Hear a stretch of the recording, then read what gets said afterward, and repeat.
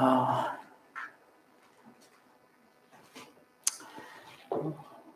오늘은 이제 4장의 그 배경이 되는 그 말씀을 가지고 함께 하나님이 우리에게 주시는 메시지를 함께 생각해 보고자 합니다. 우리가 얼핏 봤을 때는 이 말씀들이요, 1절부터 7절의 말씀이 그냥 배경 상황을 설명해 주는 것으로만 이렇게 생각하고 이렇게 쉽게 넘길 수 있는데요. 사실 의도적으로 지금 이 내용을 이 사도 요한이 우리를 쓴 것을 좀 생각해 볼 필요가 있습니다. 왜냐하면 사도 요한이 이 요한복음의 기록 목적을 얘기할 때 예수님이 행하신 수많은 일들이 있지만 그 중에 내가 추려서 이렇게 기록했다 라고 이렇게 얘기하지 않았습니까? 그 얘기는 사도 요한이 기록한 것 중에는 단 하나도 허투루, 그죠? 의미 없이 쓴 것이 없다는 것입니다.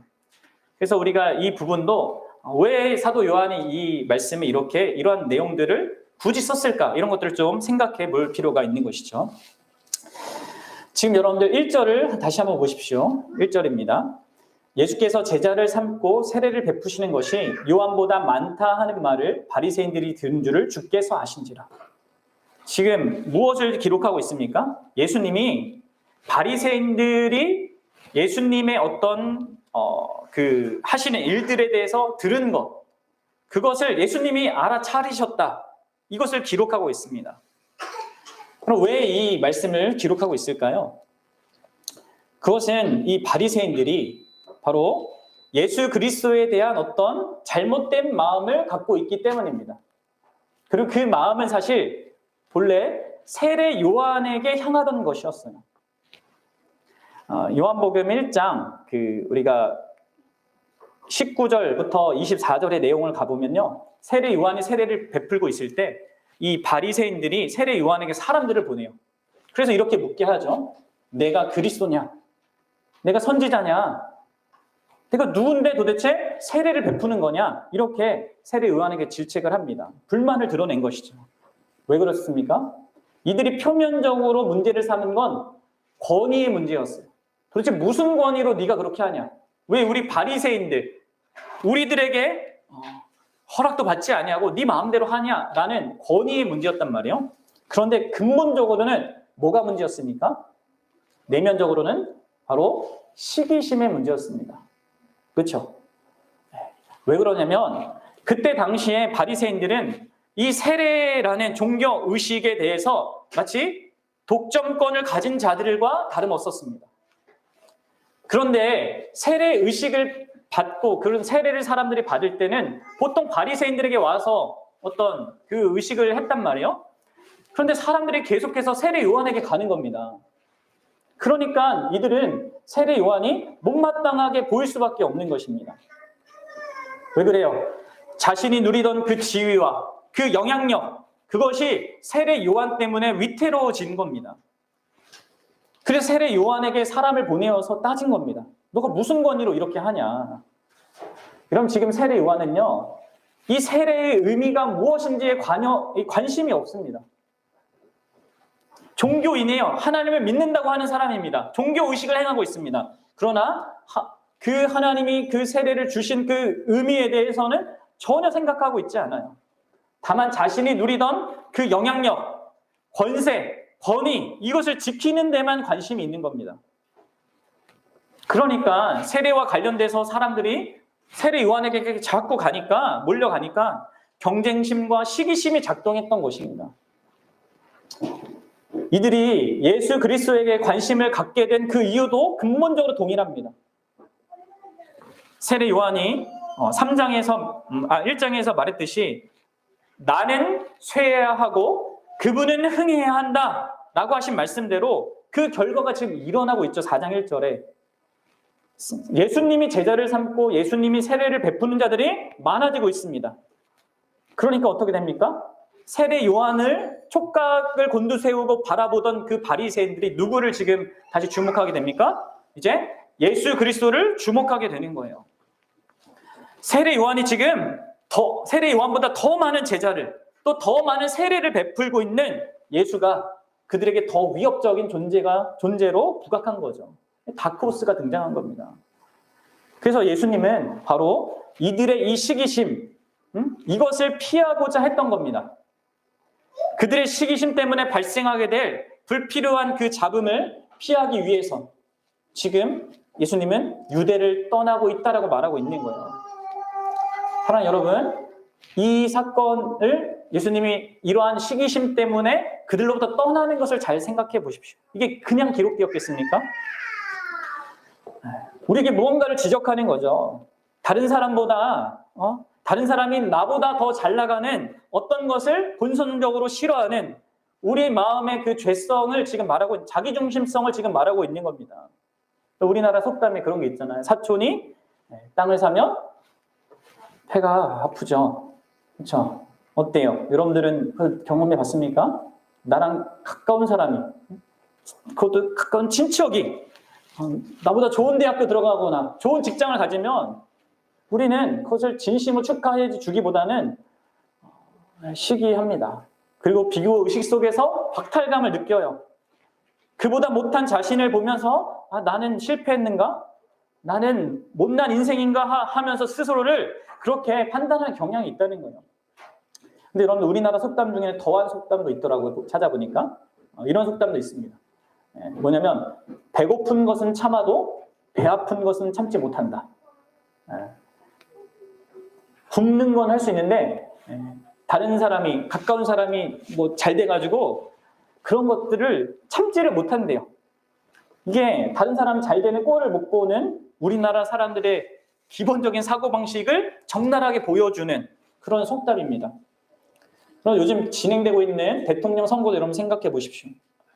다른 사람이 뭐 잘 되는 거, 뭐 이렇게 하려고 하는 거를요, 꼴을 보지 못하고 서로 비방하고 헐뜯고 깎아내리기 위해서 혈안입니다.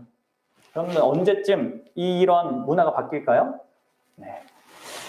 미국도 우리보다 민주주의를 이렇게 한 2배 먼저 시작했지만 여전히 그러고 있잖아요. 이게 쉽지 않아요. 인간 본성에 있는 것이기 때문에 바뀌지 않습니다. 여러분, 왜 우리는 다른 사람들이 잘 되는 것을 그렇게 싫어할까요? 네? 그것도 내가 가까이 있는 사람이 잘 되는 것을 왜 못마땅히 여길까요? 그 이유는 동일합니다. 이전에 계속 제가 말씀드렸다시피 뭡니까? 바로 자기가 자기 인생의 주인공이라고 자꾸 생각하려고 하는 겁니다. 내가 주목받고 내가 높아지고 내가 영향력을 미치는 사람으로 자꾸 우뚝 서는 것이 마땅하다고 생각한다는 거예요. 그래서 자기보다 잘난 사람이 등장하면 반대로 내가 초라해지기 때문에 그 잘 나가는 사람이 눈에 가십거리가 되는 겁니다. 그래서 어떻게든 그 사람을 흠집을 찾아내서 깎아내리고자 하는 것이죠. 바리새인들은 예수 그리스도에 대해서 그런 마음을 가졌고요. 그것이 바로 예수님으로 하여금 그들을 떠나가게 만든 한 요인이었다는 거예요. 여러분들, 예수님이 시기심으로 가득 찬 그 인생들을 떠나가고 있다는 것을 생각하셔야 합니다. 이 내용이 아무 의미 없이 기록된 것이 아니라 성령께서는 사도 요한에게 이 사실을 기록하게 하심으로 말미암아 우리 마음에 있는 이 시기심이 우리와 예수님과의 관계에 어떤 문제를 만드는 한 요소라는 것을 말해주고 있는 거예요. 자기 중심성, 그로 말미암아 나오는 그 시기심, 경쟁심, 이런 것들이요, 예수 그리스도로부터 멀어지게 만드는 어떤 거라는 거죠. 여러분들 어떻습니까? 여러분들의 마음에 넉넉하게 다른 사람들이 잘 되는 것을 축복해 줄 수 있습니까? 또 내가 실패하는 것에 대해서 자괴감을 갖지 않을 수 있는 그런 참된 신자입니까? 잘 자기 자신을 돌아보십시오. 예수님을 이렇게 시기심을 가지고 바라보는 이 바리새인들만 문제를 갖고 있었던 건 아닙니다. 문제는 예수님을 따른다고 하는 사람들 자들에게도 있었어요. 그래서 2절의 내용이 기록되고 있습니다. 2절을 한번 보십시오. 읽어봅시다. 시작. 예수께서 친히 세례를 베푸신 것이 아니요 제자들이 베푼 것이라. 여러분들, 도대체 이 이야기는 왜 기록된 겁니까?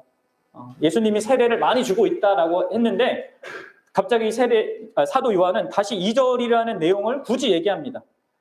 예수님이 세례를 베푼 건 정확히 보니까 예수님이 직접 준 건 아니다. 누가 줬다고요? 제자들이 준 거다라는 것을 언급하고 있어요. 왜 그랬어요? 왜 그럴까요? 왜 그러냐면 예수 그리스도를 믿고 따른다 하고 친히 그렇게 스스로 얘기하는 사람들 안에도 여전히 자기 자신이 주인공인 그런 중심을 가지고 예수를 따르는 사람이 있기 때문에 그렇습니다. 그리고 그렇게 자기 자신이 자기 인생의 주인공이라고 생각하는 것이 다른 양상으로도 드러날 수 있다는 것을 우리에게 보여주고 있는 거예요. 어떤 양상입니까? 그것은 바로 자기 자랑이에요. 자랑이라는 모습으로 드러나는 겁니다. 자기 중심성이. 그래서 지금 이 세례는 예수님이 베푼 것이 아니다라고 말하고 있는 거예요. 왜 이렇게 얘기할까요? 만약에 예수님에게 누군가 세례를 받잖아요. 그럼 사람은 어떻게 합니까? 야, 이게 비교합니다. 야, 나는 예수님한테 세례 받은 사람이야. 너는 베드로한테 받았지? 너는 요한한테 받았지? 나는 예수님한테 받았어. 이게 나누는 거예요, 사람을. 자기 중심성 그 예수님을 이용해서 자기를 높이는 거죠. 응? 그럼 이런 일들이 예수님이 그 성령 하나님께서 이 말씀을 기록할 때 그냥 기록한 게 아니라요. 이런 일들이 앞으로 계속 있을 것을 예상하고 지금 기록하신 거예요. 그리고 심지어 사도 바울이 세운 교회 안에도 일어났던 일입니다. 고린도전서 1장에 가보면요. 사도 바울이 이런 이야기를 해요. 잘 들어보세요. 나는 그리스도 보아 가이오 외에는 너희 중에 아무에게도 내가 세례를 베풀지 아니한 것을 감사하노라. 이는 아무도 나의 이름으로 세례를 받았다 말하지 못하게 하려 함이라. 사람들 중에 이런 사람들이 있는 거예요. 나는 베드로한테 세례를 받았다. 난 아볼로에게 세례를 받았다. 난 바울에게 세례를 받았다 하면서 서로 자기 자신을 높이는 일들이 교회 안에 벌어진 것입니다. 그래서 이렇게 얘기하면 내가 또한 스데바나 집 사람에게 세례를 베풀었고 그 외에는 다른 누구에게 세례를 베풀었는지 알지 못하노라. 이렇게 얘기해요. 그리스도께서 나를 보내시면 세례를 베풀게 하려 하심이 아니요 오직 복음을 전하려 하심이로되 말의 지혜로 하지 아니하면 그리스도의 십자가가 헛되지 않게 하려 함이니라. 이 세례가 가져다주는 그 의미, 가치, 그게 중요하고 세례를 받은 자로서 이 땅을 살아가는 게 중요한데 사람들은 그 외적인 어떤 것을 가지고 다만 자기를 자랑하는데 자꾸 치장하는 겁니다.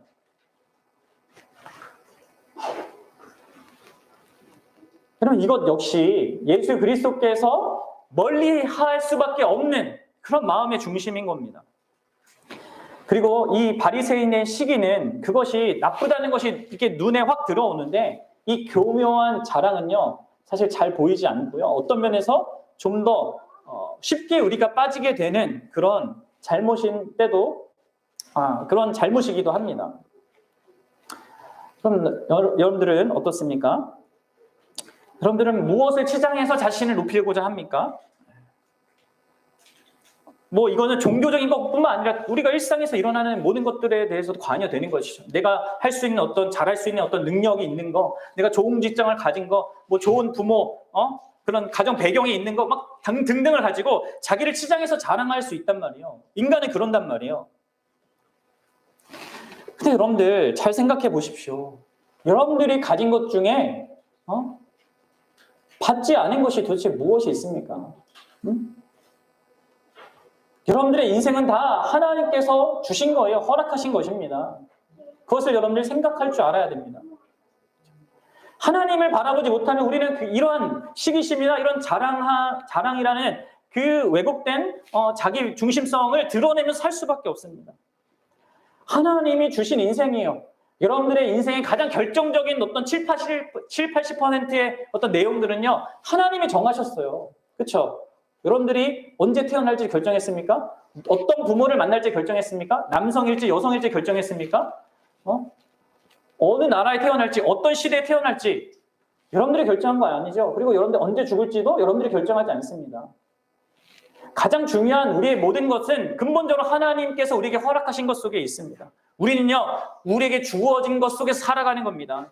그리고 그렇게 하나님 나에게 주신 것을 알면요, 나는 다른 누구와 비교할 것이 전혀 없는 자예요. 시기할 이유도 없고 자랑할 이유가 없는 자인 것이죠. 유리한 것이든 불리한 것이든 그 모든 것은 하나님이 우리에게 주신 것입니다. 그리고 하나님을 드러내라고 그 상황 속에서 우리의 인생이 주인공의 하나님이심을 드러내라고 우리의 인생이 있는 겁니다. 여러분들 남에게 주신 것이 많은 것은요 그만큼 책임이 많은 거예요. 잘라서 주신 게 아닙니다. 여러분 그걸 알아야 돼. 그래서 야고보서에서 야고보는 너희들은 선생이 많이 되려고 하지 말라 이렇게 얘기합니다. 교회 안에서 뭐 가르치고 뭔가 영향을 미치는 사람이 되려고 하지 말아라 하면서 그 이유로 뭐라고 얘기하냐면 그들은 심판을 더 받을 것이다 이렇게 얘기합니다. 그렇죠? 여러분 우리는 마지막 때 하나님 앞에서 우리의 인생을 결산하게 될 겁니다. 우리에게 주신 것에 대해서 재능과 어떤 모든 그런 우리의 할 수 있는 이런 모든 것들에 대해서 하나님 앞에 결산받게 된단 말이에요. 그때 책임을 더 받게 된다는 거죠. 그러니까 부러워하지 말래요. 사랑하는 여러분, 우리는요 부러워할 것도 없고 자랑할 것도 없는 거예요. 우리에게 주어오신 그것을 가지고요 하나님 앞에서 성실하게 살아가면 됩니다. 그렇지 않으면 우리가 하나님과 관계, 예수님과 관계에도 문제가 생기는 거예요, 자꾸. 그런데 여러분들, 이렇게 우리가 쉽게 시기하고 자기를 자랑하기를 즐겨하는 사람은요, 또 다른 그 어떤 왜곡된 모습을 드러냅니다. 그것은 바로 배척입니다, 배척. 자기를 높이고 또 자신의 가치가 더 빛날 것이라고 생각하는, 빛나게 하기 위해서 사람들이 행하는 것은요, 다른 사람을 깎아내리는 거죠. 배척하는 거죠. 외면하는 거죠. 이것이 지금 이제 예수님이 사마리아 여인을 만나는 이유예요.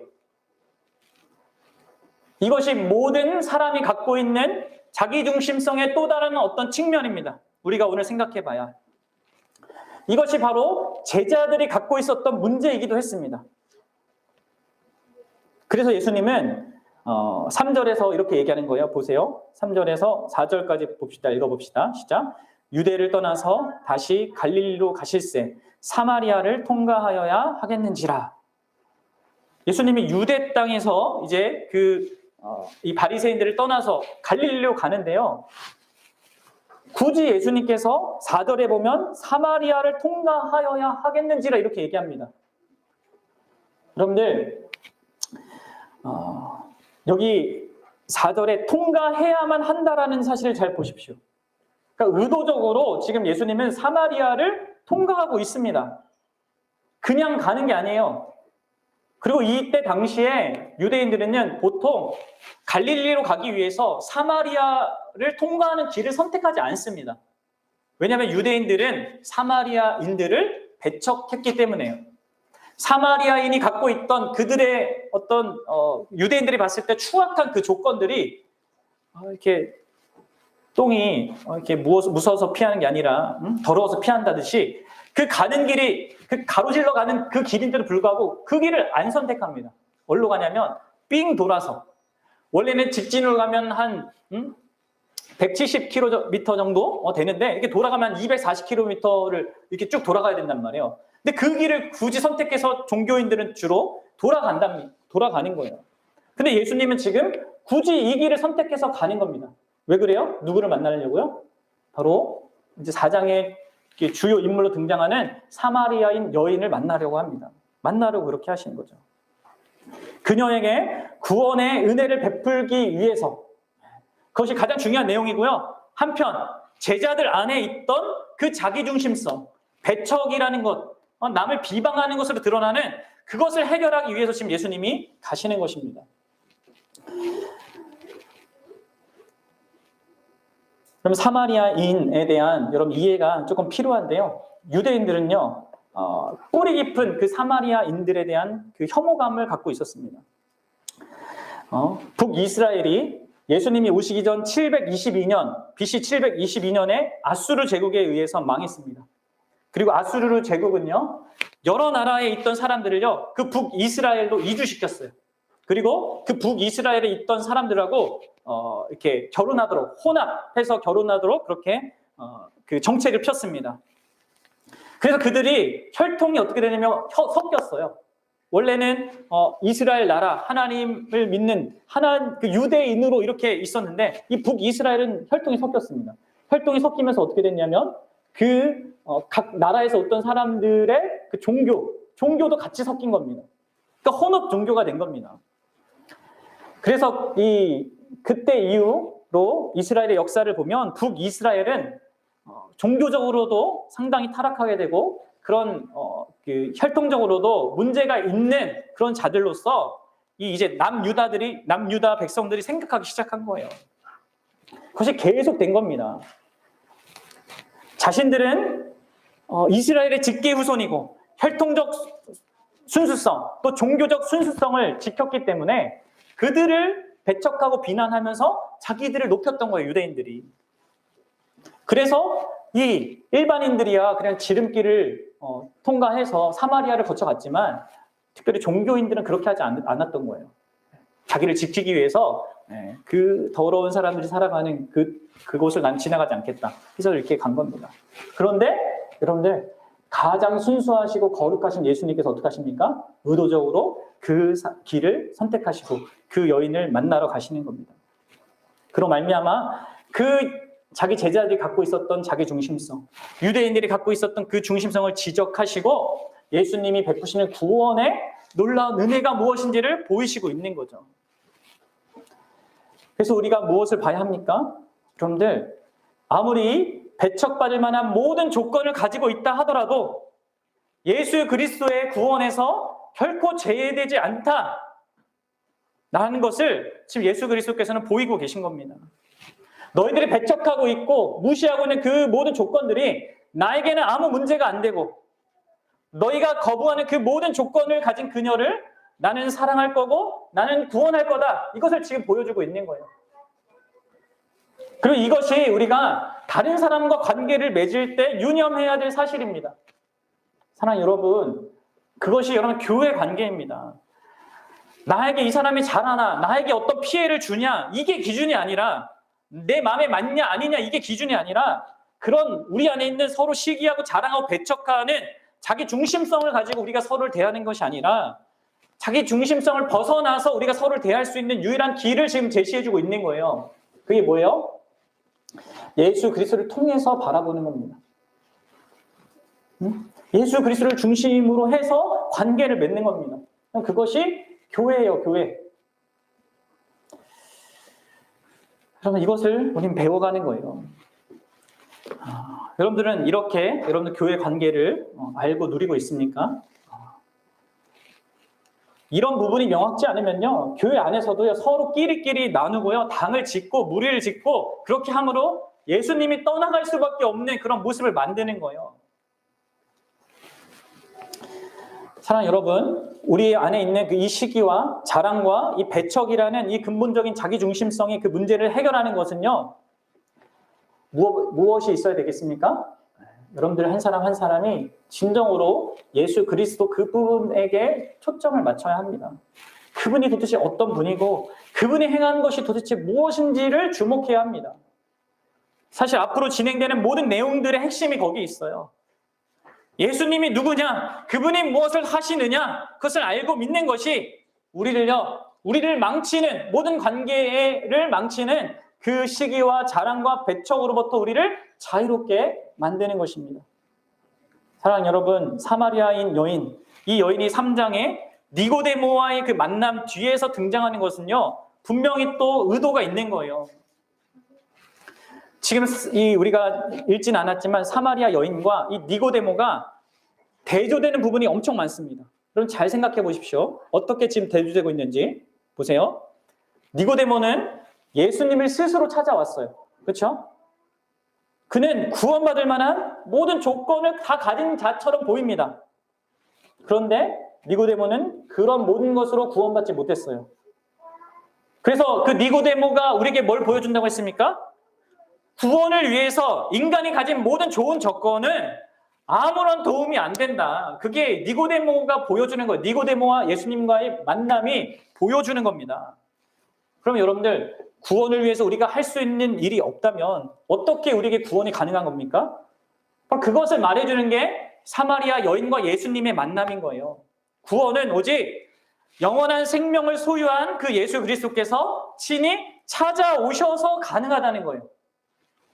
구원받을 자격이나 조건이 없는 자에게도, 심지어 예수님을 원하지도 않았고 찾아올 필요성을 못 느낀 그 자를 예수님이 친히 찾아가서 구원하시는 겁니다. 그럼 이 대조를 잘 생각해 보십시오. 예수님을 찾아왔지만 거절당한 니고데모와 예수님이 친히 찾아가서 그에게 구원을 베푸시는 이 여인의 이 두 장면을 생각해 보라는 겁니다. 게다가 각자가 갖고 있는 조건도요, 너무나 비교돼요. 잘 보세요. 니고데모는 유대인이에요. 순수 유대인. 이 여자는 사마리아인입니다. 니고데모는 그 당시에 남성 중심적인 사회잖아요. 남자예요. 이 여인은 여자입니다. 니고데모는 바리새인 종교 지도자입니다. 이 여인은 그저 아무 종파에 속하지 않은 그냥 평범한 그냥 사람이에요. 니고데모는 사내들인 그 정치인입니다. 이 여인은 어떤 지위도 없습니다. 니고데모는 학자였습니다. 이 여인은 많은 교육을 받지 못했습니다. 니고데모는 도덕적으로 사람들에게 존경받는 인물이었습니다. 그런데 이 여인은 다른 사람의 눈을 피해서 뜨거운 정오에, 여기 몇 시예요? 때가 6시쯤 되었다. 6절에 보면 6시는 그때 당시로 정오를 얘기하거든요. 땡볕이 그냥 가장 강력할 그 시점입니다. 다른 사람의 눈을 피해서 물을 떠와야 할 정도로 부도덕한 그런 여인이었단 말이에요. 니고데모는 자기의 평판을 보호하기 위해서 밤에 몰래 예수님에게 왔고요. 평판과는 전혀 상관없고 비난만 받고 있던 그 여인은 이렇게 자기 물을 뜨러 온 겁니다. 니고데모는 뭔가 목적을 갖고 왔죠, 예수님한테. 생각 없이 이 여인은 그저 물 뜨러 왔다가 예수님에 의해 발견된 겁니다. 여러분들 두 사람의 대화도요, 예수님이 대화하는 방식도 달라요. 우리가 전도할 때도 이런 것들 잘 활용하면 좋습니다. 니고데모, 학식이 풍성하고 구약 성경을 다 알고 다 외우고 그때 당시에 정치적인 그런 모든 것들에 대한 이해가 풍성했던 니고데모에게는 예수님께서 뭐라고 하십니까? 알아듣지 못하는 말을 하세요. 그렇죠? 하늘의 이야기를 막 한다면 거듭남 막 이렇게 그게 뭐예요? 엄마 뱃속에 다시 들어가는 겁니까? 니고데모가 이렇게 감히 자기가 갖고 있는 그 지식으로는 헤아릴 수 없는 이야기를 막 하신단 말이에요. 그런데 여러분들 예수님이 이 여인에게는요 아주 친절하게 또 아주 상세하게 아주 풀어서 막 설명을 해주십니다. 여인은 아무것도 구하지 않았고 찾지도 않았는데 또 예수님도 몰랐는데 예수님께서는 가까이 그 여인을 그렇게 찾아가 주신 것입니다. 그럼 이러한 사건들이 도대체 우리에게 무엇을 말하는 거예요? 그럼 잘 생각해 보십시오.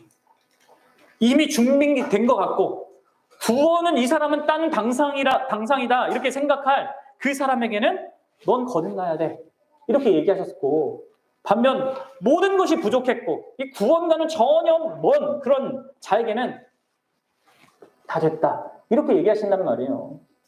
사랑하는 여러분, 이게요 예수 그리스도를 믿는다는 겁니다. 이게 기독교가 말하는 신앙의 중심 내용이에요. 우리가 가진 무엇이 우리를 구원하는 게 아니라 하나님이 그리스도 안에서 우리를 구원하는 겁니다. 그래서 예수님을 믿는다는 것은요, 시기할 것이 없고 자랑할 것이 없어요. 또 예수님을 믿는다는 것은 우리의 어떤 절망적인 그 조건도 실제적으로 우리에게 진정한 절망의 이유가 안 된다는 것을 보여주는 겁니다. 예수 안에서 우리를 너와 나로 나누는 모든 외적인 조건들이 다 상대화되고 예수님을 중심으로 하나 될 수 있다는 것을 보여주고 있는 거예요. 그래서 여러분들 예수님을 믿는다는 것은 오직 예수 그리스도를 자랑하게 되고 그 예수님 때문에 소망을 품고 살아가게 되고 바로 그 예수님 때문에 하나가 되는 것, 그것이 여러분들 교회의 모습인 거예요. 이것이 기독교가 말하는 메시지의 핵심이고 교회의 중심이 되어야 하는 겁니다. 여러분들이 모든 사람들과 관계를 맺고 특별히 교회 안에서 관계를 맺을 때 이게 너무나 중요합니다. 우리의 모든 좋은 조건을 다 뛰어넘어서 또 우리의 불리한 조건에도 불구하고 그분이 과연 누구냐, 어떤 일을 하시는 분이냐, 이런 관점에서 우리가 우리 자신을 이해하고 다른 사람을 이해해야 합니다. 그래서 이런 참되고 성숙한 신앙은 오직 그리스도에게만 관심을 갖는 겁니다. 나에게 무엇이 있는지, 내가 무엇을 할 수 있는지 이것은 중요한 게 아니에요.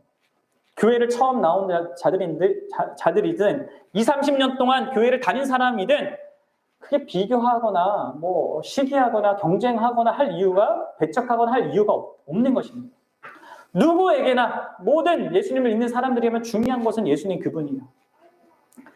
사랑하는 여러분, 우리가 믿는 자가 맞다면 우리 역시 사마리아 여인과 같은 그런 자리에 있게 된 자들입니다. 여러분 이 사실을 아십니까? 우리 역시 하나님이 우리를 찾아오셨지 우리가 하나님을 찾지 않았습니다. 생각해 보십시오. 100년 전에 이 땅에 외국의 그 선교사들이 오셔서 자기의 목숨을 걸고 온 가족이 함께 선교하면서 복음의 씨앗을 뿌린 것이 우리 땅에 심어져서 지금 우리가 이렇게 예수 그리스도를 믿고 있지 않습니까? 우리가 원해서 복음이 전해진 게 아닙니다. 그렇죠? 내가 지금 예수를 믿게 된 것과 여러분들 그 과정까지 있게 된 모든 것을 생각해 보십시오. 그 가운데 우리가 아는 것은 그냥 내가 집에서 믿는 집에 태어나서 그냥 어쩔 수 없이 끌려왔다는 거 이것밖에 생각 못하고 그렇게 믿는 데에 대해서도 되게 소극적인 우리이지만 생각을 넓혀서 생각해 보면요.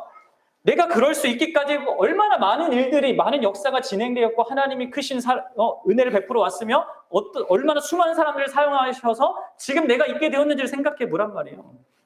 그래서 여러분들 그것을 눈을 들어서 우리가 하나님의 그 역사하심을 보면요. 우리는 사도 바울처럼 나의 나 된 것은 오로지 하나님의 은혜입니다 라고 고백할 수밖에 없게 되는 거예요. 사랑하는 여러분, 신앙생활에서 가장 중요한 것은 우리의 자격이나 권리나 우리의 어떤 능력이 아닙니다.